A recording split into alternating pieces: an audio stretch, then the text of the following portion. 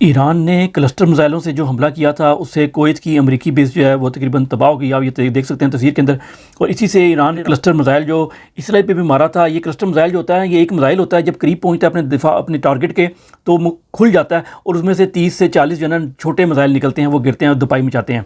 और इस हमले के जवाब में अमेरिका ने आज सुबह ईरान के कमांड एंड कंट्रोल सेंटर के ऊपर ज़ेर ज़मीन जो है उसके ऊपर हमला किया और कम से कम 50 मिसाइल एक ही जगह पर मारे।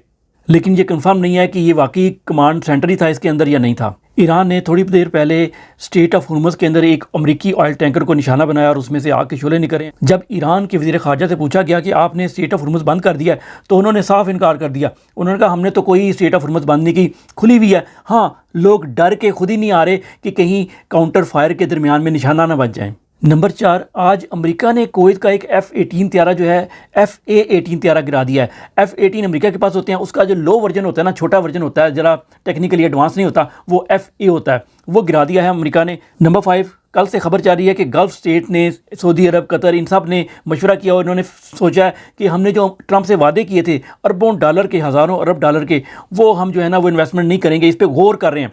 लेकिन ग़ुलामी की ये खूबसूरती होती है कि ग़ुलाम सिर्फ सोच ही सकता है, कर कुछ नहीं सकता। नंबर 6, नई एपस्टीन फाइल्स रिलीज़ हुई हैं जिसके अंदर दावा किया गया है कि ट्रंप ने अंडर एज 15 साल की लड़की के साथ 90s-80s के अंदर ज़्यादती की थी। और इसी एपस्टीन फाइल से तवज्जो हटाने के लिए जंग स्टार्ट की गई है। इसलिए ईरान अमेरिका जंग का असल नाम जो है वो एपस्टीन वॉर है। जबकि last but not least America ने, ट्रंप ने ईरान से डिमांड की है अनकंडीशनल सरेंडर की, कि ग़ुलामी इख्तियार कर लो हमारी।